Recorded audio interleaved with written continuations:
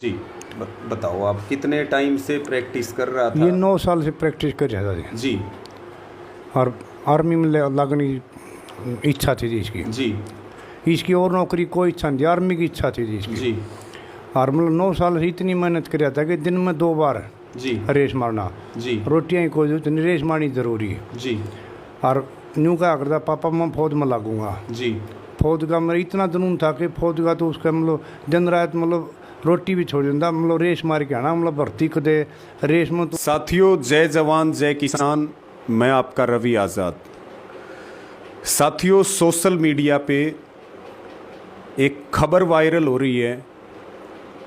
भिवानी ज़िले के तालू गांव से भाई पवन, जो सेना में जाकर के देश सेवा के सपने सजो करके दिन रात मेहनत कर रहे थे, ओवरेज होने के कारण 3 साल से भर्ती आर्मी की बंद है। और एक प्रतिभाशाली नौजवान जो ग्रेजुएशन था, एनसीसी का कैडेट था और बहुत अच्छा धावक था और कई सालों से सेना में जाने के लिए तैयारी कर रहा था। लेकिन बहुत दुर्भाग्यपूर्ण है कि जिस नौजवान को देश की सेवा में लगाना चाहिए था, उसने आत्महत्या कर ली। और मेरी सभी युवा साथियों से भी अपील है कि सेना की भर्तियां 3 साल से बंद हैं। बेरोज़गारी का आलम ये है कि भाई पवन को जिस ग्राउंड में वो प्रैक्टिस करता था, उसमें ये लिख करके उसने आत्महत्या की कि बापू, मैं इस जन्म में सेना में नहीं लग पाया, अगले जन्म में ज़रूर लगूंगा। यानी कि सेना की भर्तियां तो बंद हैं ही, अब सरकार कह रही है कि कॉन्ट्रैक्ट बेस पे सेना में भर्तियां होंगी।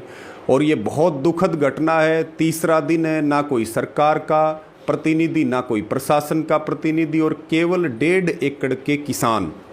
और पवन भाई के जो फादर हैं श्री जसवंत सिंह उर्फ लीला, हम गाँव में ही बैठे हुए हैं, सबसे मिलने के लिए आए हुए थे। तो एक बार जो है अंकल जी से हम बात करेंगे, जसवंत जी से, वो पवन के बारे में ज़रूर सबको जानकारी दें। हाँ जी। जी बताओ, आप कितने टाइम से प्रैक्टिस कर रहा था? ये 9 साल से प्रैक्टिस कर रहा था जी। जी और आर्मी में लगने की इच्छा थी जी इसकी। जी इसकी और नौकरी कोई इच्छा नहीं थी, आर्मी की इच्छा थी जी इसकी। जी और मतलब 9 साल से इतनी मेहनत कर रहा था कि दिन में 2 बार जी रेस मारना। जी रोटियाँ ही कोई जरूरत नहीं, रेस मारनी ज़रूरी है। जी और यूँ क्या करता, पापा मैं फौज में लागूंगा। जी फौज का मेरा इतना जुनून था कि फौज का तो उसका मतलब दिन रात मतलब रोटी भी छोड़ देता, मतलब रेस मार के आना, मतलब भर्ती को दे रेस में तू रह जाना। 3-4 भर्ती क्लियर करी थी इसने, पालमपुर से, जम्मू से। जी तो उनमें जो करे ज्वाइनिंग लेटर में इसका नंबर नहीं आ दी, जी। कोई पॉइंट नहीं बना, किसी चीज़ में कमी नहीं काटी, उसका नंबर नहीं पड़ा दी। जबकि बाद ई विश का मतलब ये भर्तियाँ रद्द होना था, बंद होना था, ई विश का हौसला टूट गया जी। यानी कि 3 साल से भर्तियां नहीं हुई तो पवन भाई ओवरेज हो गए। और किसान आंदोलन में भी लगातार टिकरी बॉर्डर पे तमाम तरह की यात्राओं में हमने भी देखा है कि बहुत सुंदर तरीके से किसान आंदोलन में भी उन्होंने सेवा की है।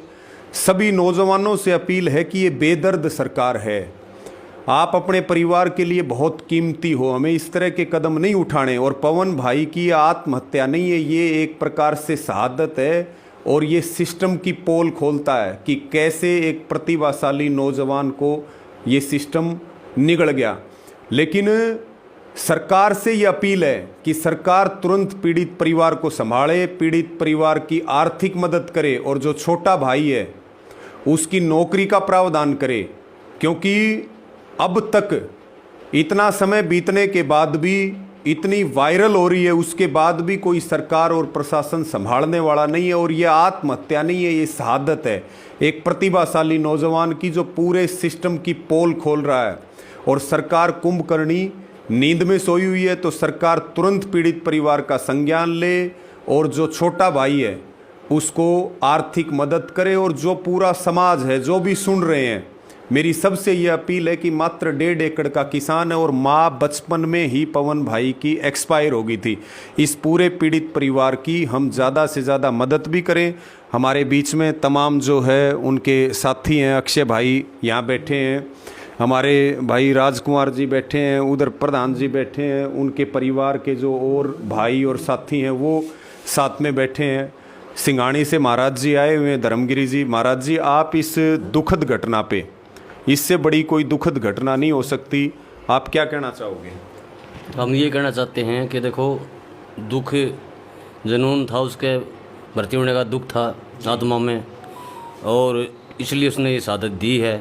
गरीब बेरोज़गार किसान था, माता बचपन में गुजर गई थी, उन्होंने वो सहन शक्ति तो बहुत रखी, लेकिन उसकी आस ख़त्म हो गई। अभी सरकार कोई कदम नहीं उठाएगी, सरकार कोई भर्ती नहीं निकालेगी। अब उसका वो हौसला टूट गया और उसने ये कदम उठाया। और हम युवाओं को संदेश देंगे कि उसकी शहादत को बेकार न जाने दें। हर युवा की ज़ुबान पे उसका नाम होना चाहिए, और सब साथ मिलकर के सरकार के खिलाफ आपने कदम उठाना पड़ेगा। और साथियों, ट्रैक के बारे में और जो है, और जो दूसरे पवन भाई के बारे में और आप क्या बताना चाहेंगे? बस ये कहना चाहूँ जी, जहाँ उसने भाई ने साथ दी है ट्रैक पर, वो ट्रैक पक्की तो जरूर करवा दो। आप देख सकते हैं, और अब तक कोई सरकार प्रशासन ना जी, के किसी ना जी, कुछ नहीं आया जी। एक पिता जिसने अपने नौजवान बेटे को खोया है, उनकी अब भी यही इच्छा है, जो किसान है, कि जिस ट्रैक के ऊपर वो सालों से पसीना बहाता था और जहाँ पर उसने मौत को गले लगाया लिख करके अपनी आत्मा की बात, उसको कम से कम पक्का तो ज़रूर करवा दो। ये तालू गांव है, भिवानी ज़िले में है, हरियाणा में है। और हमारा सरकार को फिर ये कहना है कि सरकार पीड़ित परिवार को तो संभाले, उसके साथ में अगर थोड़ी सी भी उनमें हमदर्दी और थोड़ी सी भी अगर उनमें शर्म बाकी है, सेना की भर्तियां तुरंत खोले, और इसके लिए आंदोलन भी चलाना पड़ेगा। सब युवाओं को संगठित भी होना पड़ेगा, अम्बाड़ा भी जाना पड़ेगा, दिल्ली भी जाना पड़ेगा। नहीं तो सरकार सब कुछ प्राइवेट कर रही है, नौकरियां ख़त्म कर रही है, उनको ना खिलाड़ी चाहिए ना फौजी चाहिए। ये बात उनकी है। हमारे साथ अक्षय भाई हैं, आप क्या कहोगे अक्षय भाई? शुरू भाई, सारे भाई ना राम राम भाई। जो भी होया भाई शहादत दे गया युवाओं के लिए, तो भाई की शहादत खराब नहीं जानी चाहिए। हर एक युवा को इसके बारे में आवाज़ उठानी चाहिए, और सरकार को भी जल्द से जल्द आर्मी के लिए भर्ती निकालनी चाहिए।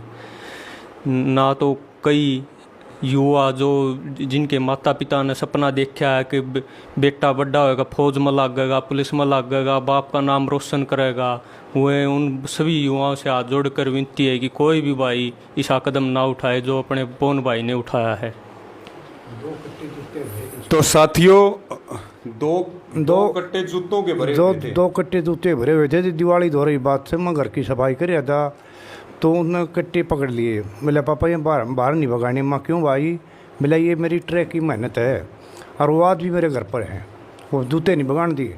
बोला ये मेरी मेहनत है, इसको नहीं भगाना, ये मेरा पसीना है, खून पसीने की मतलब मेरी मेहनत है यार, और आज भी मेरे घर पर हुए दोनों कट्टे।